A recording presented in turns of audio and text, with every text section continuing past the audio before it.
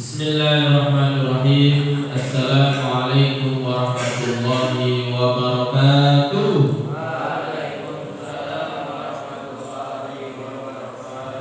Kaifa halukum ya ikhwani? Alhamdulillah inni bil khair. Alhamdulillahi huwal ahadus samad. Lam yalid wa lam yulad wa lam yakul lahu kufuwan ahad. Allahumma shalli ala sayyidina Muhammad wa ala ali sayyidina Muhammad. Amma ba'd. Alhamdulillah kita bisa hadir di masjid yang kita cintai guna mempelajari salah satu kitab yang fenomenal, yang penuh nasihat bagi kita demi meningkatkan bagaimana belajar yang baik, bagaimana menjadi muslim yang baik, dan yang paling penting bagaimana kita mendekati Allah dengan cara yang terbaik. Oleh karena itu, ada baiknya kita kirimkan Al-Fatihah li mu'allifin hadzal kitab untuk pengarang kitab ini. Semoga apa yang beliau sampaikan bisa menjadi manfaat bagi kita dan bisa bermanfaat bagi kehidupan kita. Ala hadhihi niyyah li kulli niyyatin shalihah. Naqra al-masani al-Fatihah. A'udzu billahi minasyaitonir rajim. Bismillahirrahmanirrahim. Alhamdulillahirabbil alamin arrahmanir rahim maliki yaumiddin. Iyyaka na'budu wa iyyaka nasta'in. Ihdinas siratal mustaqim. Siratal ladzina an'amta 'alaihim ghairil maghdubi 'alaihim waladdallin. Amin ya rabbal alamin. Baik, al-akhir mada bil amsi. Terakhir kemarin kita bahas apa? Ada yang masih ingat?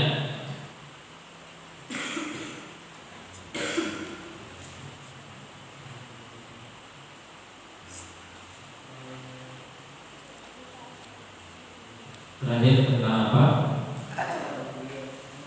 Hah? Tentang ubudiyah.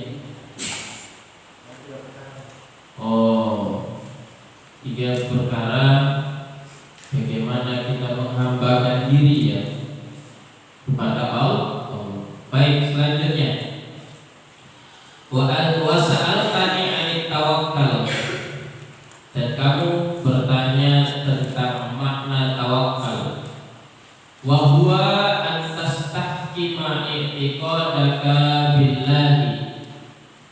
Tawakal adalah ketika kau memperkokoh keyakinanmu, ya i'tiqadaka billahi, kepada Allah, bima wa'ada, ya dalam perkara yang telah dijanjikan. Yakni maksudnya ta'taqidu annama qaddara laka, meyakini bahwa apa yang ditakdirkan untukmu atau kepadamu, saya silu ilaika la muhalata, ya akan sampai, pasti akan sampai kepadamu, la muhalata, dan itu pasti terjadi, tidak akan mustahil. Jadi tawakal itu, yang dimaksud tawakal menurut Syekh Imam Ghazali adalah memperkokoh keyakinanmu pada Allah dengan sesuatu yang telah dijanjikan. Ya, artinya apa? Artinya meyakini bahwa yang ditakdirkan pasti akan terjadi dan itu tidak akan mustahil.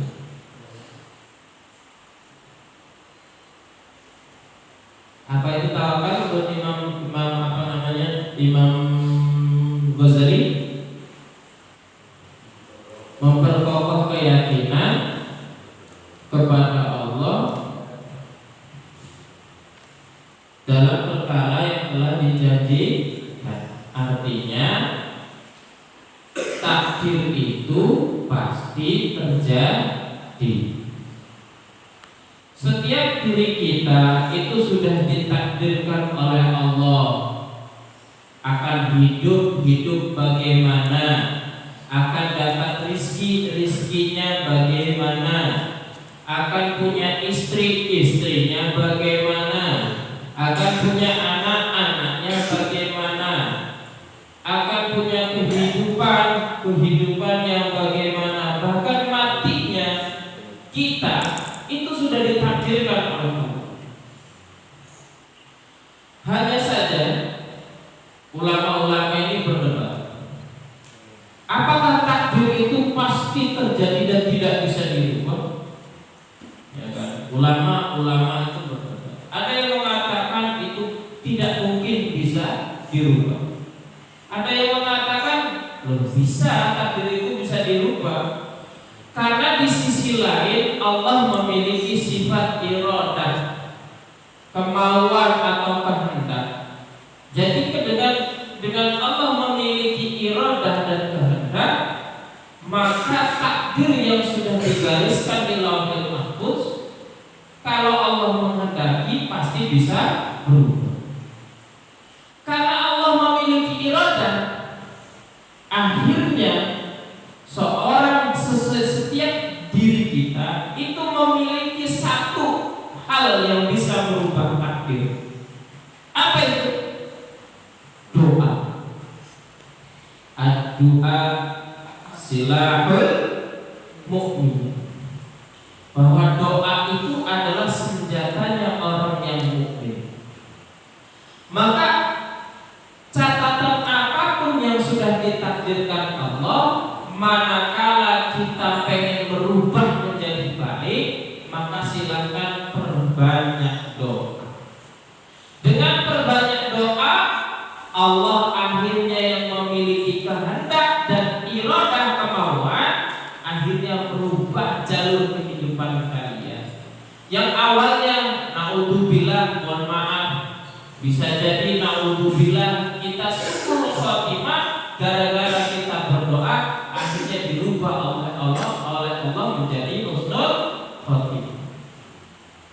Yang awalnya mungkin mohon maaf kita gagal karena kita sering berdoa, Allah rubah yang awalnya gagal menjadi sukses. Akhirnya takdir Allah itu kekal, tapi Allah memiliki sifat kehendak, itu yang menyebabkan takdir itu bisa dirubah oleh Allah sendiri. Nah, doa itu adalah wasilah untuk merubah takdir. Artinya bukan doanya yang merubah takdir, tapi kehendak Allah yang merubah takdir itu sendiri. Paham ini? Jangan mohon maaf, ini Ustaz luruskan. Jangan mempercayai bahwa doanya yang merubah takdir, tapi doanya sebagai wasilah yang menyebabkan Allah menurunkan kehendaknya, akhirnya merubah takdir. Tetap yang bisa merubah takdir adalah Allah sendiri. Doanya sebagai senjata atau wasilah untuk Allah mengeluarkan kehendaknya sehingga merubah takdir. Maka oleh karena itu perbanyaklah doa. Perbanyaklah doa. Jangan di kehidupan kita itu malu berdoa. Saya malu berdoa kepada Allah. Kenapa? Karena saya kalau butuh saja doa. Kalau nggak butuh nggak doa. Nggak usah seperti itu, Abi. Perintah berdoa itu turun dari ayat Allah dan Allah menyuruh kita untuk berdoa. Ada zat yang menyuruh kita untuk minta segalanya. Kamu kok nggak mau minta? Ustaz ulangi lagi. Ada zat yang maha kaya raya menyuruh kita meminta apapun yang Lah kita kok nggak minta? Artinya betapa sombongnya kita ketika ada zat yang maha kaya menyuruh kita untuk meminta apa saja, kita malah nggak minta. Betapa sombongnya makhluk tersebut.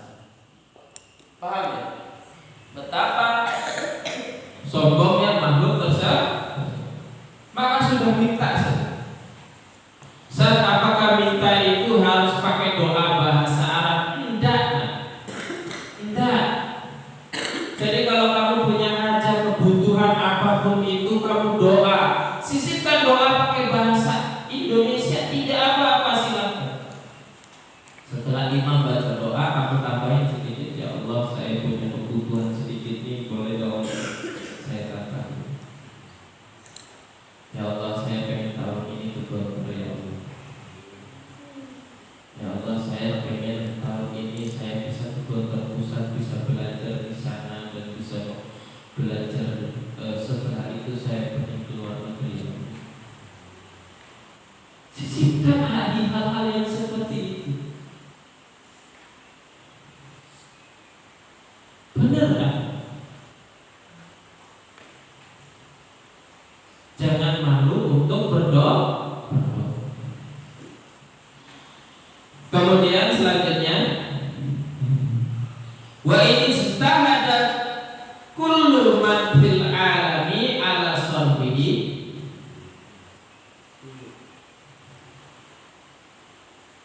wa in istahada kullu man fil alami ala sarfihi anka. Jadi walaupun orang seluruh makhluk, kullu man fil alami, setiap yang ada di alam semesta ini berusaha istahada ala sarfi untuk menghalanginya itu menghalangi takdir angka darimu malam yuktab, dan sesuatu yang tidak tertulis untukmu, lan yusola, maka tidak akan sampai ilaika terhadapmu. Wa in sa'adaka jami'ul alami, walaupun dibantu oleh semua penduduk di alam semesta ini. Artinya takdir itu, ketetapan Allah itu, kalau kita tidak berdoa, ya, lagi-lagi kalau kita tidak berdoa memohon kepada Allah, maka kalau sudah tertulis, seluruh penduduk yang ada di bumi dan di langit membantu kamu untuk tidak mati pada saat itu yang sudah digariskan oleh Allah, niscaya kamu tidak akan pernah selamat dari kematian dan takdir itu. Karena sudah tertulis dalam takdir. Artinya takdir ini sakral, dan betapa doa juga begitu sakral. Maka sekali lagi bisa harapkan jangan putus doa. Bisa jadi doamu yang sekarang itu menyelamatkanmu hari ini. Yang seharusnya mohon maaf kamu seumpama celaka hari ini karena doa, hanya Allah rubah menjadi kita selamat. Paham ya? Seperti itu. Kemudian walaupun sebaliknya, walaupun seumpama makhluk yang ada di dunia dan di langit dan di dunia membantu kamu untuk melakukan hal yang tidak dituliskan di ketetapan, di takdir Allah, maka takdir itu tidak akan pernah terjadi. Paham ya? Seluruh alam semesta nolong kamu untuk supaya kamu masuk surga, tetap tidak bisa. Ataupun supaya kamu sukses, tetap tidak bisa kalau takdirnya kita miskin. Paham ya? Karena takdir kita sudah dicatatkan oleh Allah, kita miskin. Mau orang yang membantu itu seluruh dunia, itu tidak akan pernah terjadi. Paham ya? Kemudian wasa'atani anil ikhlas, dan kamu bertanya tentang ikhlas. Nah, Sekarang ikhlas menurut Imam Al-Ghazali. Wa huwa an takuna a'maluka kulluha lillah. Adalah ketika amal-amalmu seluruhnya itu untuk Allah.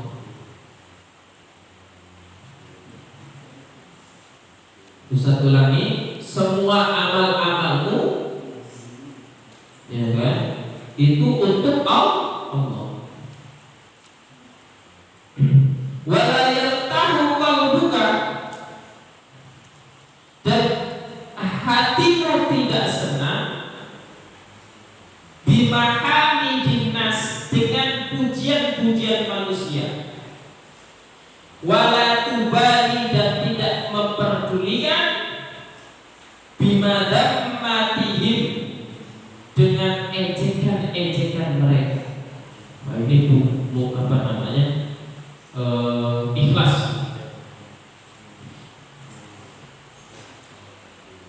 Jadi ikhlas menurut Imam Ghazali ketika perbuatan-perbuatan atau amal-amal kita semuanya karena Allah. Akhirnya kalau amalan itu, mohon maaf, mendapatkan pujian dari manusia, kita nggak peduli dengan pujian manusia, karena kita tujuannya adalah kepada Allah. Kalau ternyata dengan amal itu kita diejek oleh seluruh makhluk di dunia, kita juga nggak peduli, karena tujuan amal yang kita lakukan adalah demi Allah. Ada satu kisah orang yang soleh. Nanti terakhir saya kisahkan. Ini kisah masya Allah, orang yang soleh yang ikhlasnya minta ampun. Kayaknya Ustaz pernah cerita di sini. Kalau yang masih ingat, ada kisah orang yang mohon maaf setiap malam dia orang soleh yang dianggap hina oleh penduduk bumi. Jadi dikisahkan ada orang yang setiap hari itu mohon maaf membeli arak khamr. Jadi setiap hari setelah pulang kerja, dia berangkat kerja. Setelah pulang kerja dia pasti membeli khamr. Sampai orang-orang di desanya hafal akan perbuatan orang tersebut. Ini pasti orang ini kalau pulang kerja mampir di warung ini beli khamr. Setelah beli khamr tadi, malamnya itu pasti orang ini mohon maaf, dia mendatangi PSK, perempuan pekerja seksual, lontek bahasa. Setiap malam bayangkan, setiap malam, sampai masyarakat di sekitar rumahnya itu sudah mengenal dia. Ini orang ahli maksiat. Setiap orang bahkan di desanya itu hafal ini orang ahli maksiat. Kenapa? Karena setiap hari ke warung beli khamr dan setiap malam pasti mohon maaf mendatangi wanita pekerja malam seperti itu. Hingga lambat laun, pekerjaan itu dia lakukan konsisten sampai orang itu membenci semua kepada orang tersebut, dibenci oleh semua orang yang ada di desanya. Jadi yang kenal dia itu pasti membenci orang. Sampai penduduk itu mengancam, kamu kalau melakukan hal itu, kami tidak akan pernah mensolati kamu. Tapi dia tetap konsisten melakukan. Hingga suatu ketika Allah mentakdirkan orang tersebut mati di pinggir jalan. Bayangkan, mati di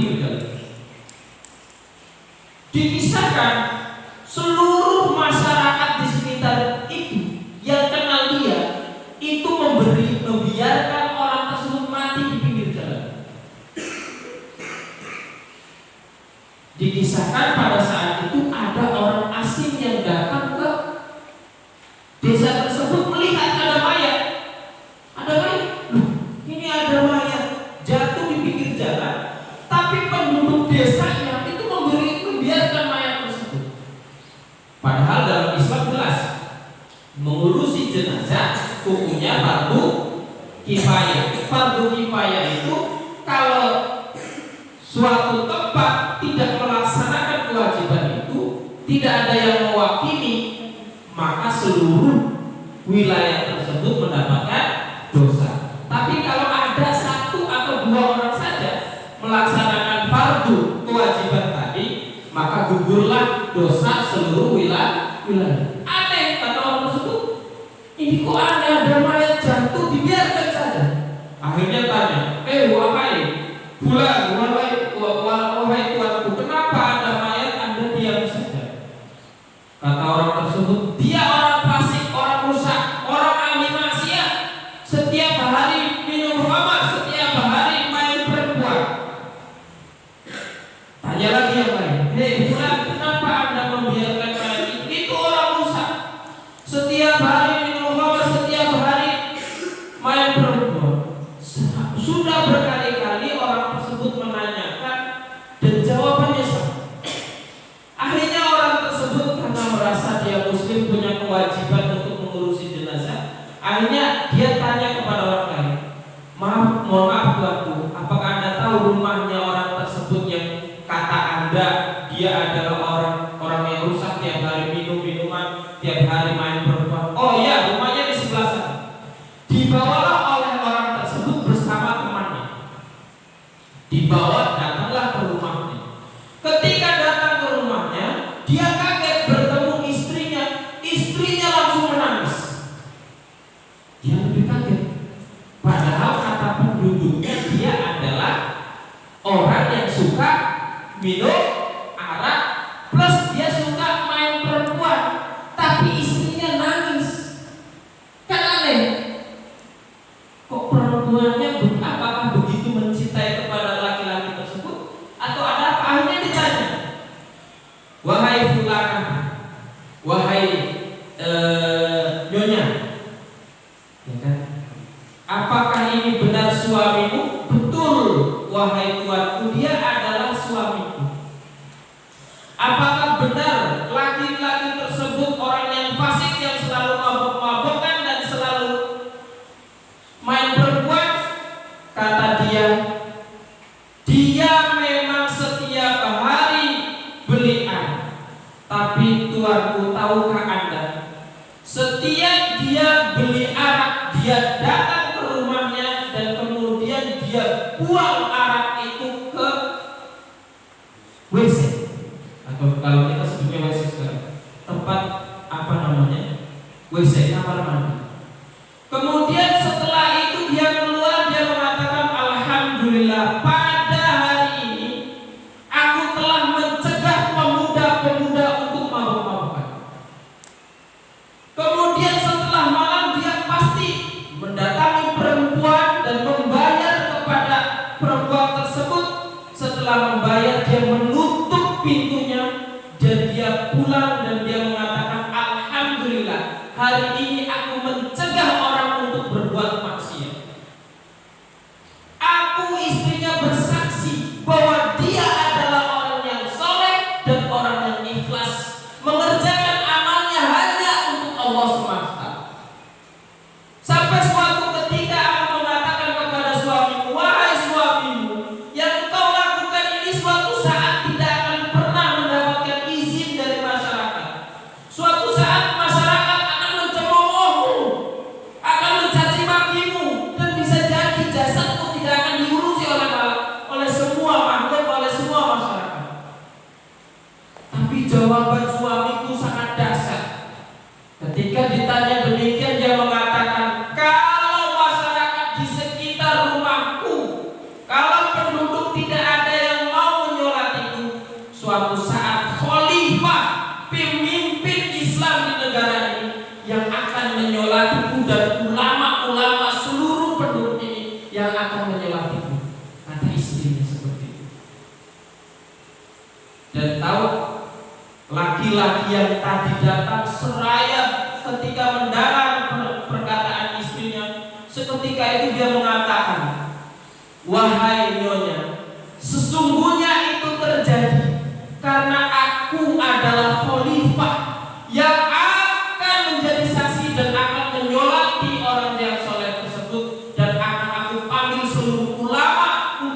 menikmati orang yang soleh tersebut.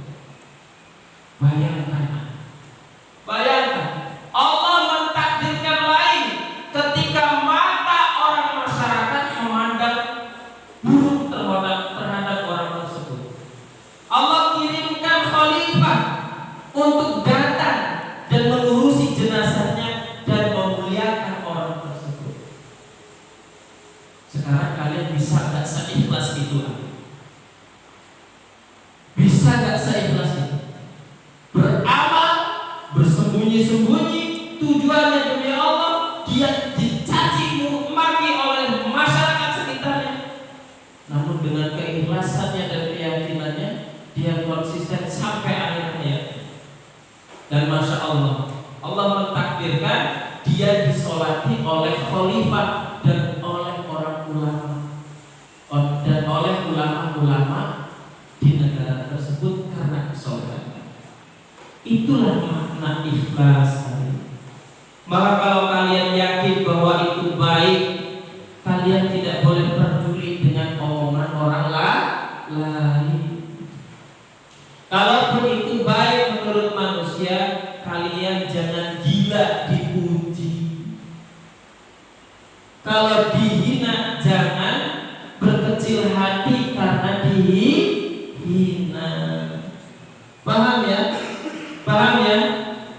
Mungkin kisah tadi semoga bisa kita ambil hikmahnya, bahwa semua yang kita lakukan untuk Allah, insya Allah akan menjadikan amalan tersebut menjadi amalan yang bisa mengantarkan kita ke surganya nanti. Amin amin ya rabbal alamin. Dan semoga kita menjadi orang yang termasuk mukhlis, ikhlas, sekaligus juga bisa bertawakal kepada Allah. Ini saja yang bisa Ustaz sampaikan, kurang lebihnya mohon maaf. Wabil akhir, wassalamualaikum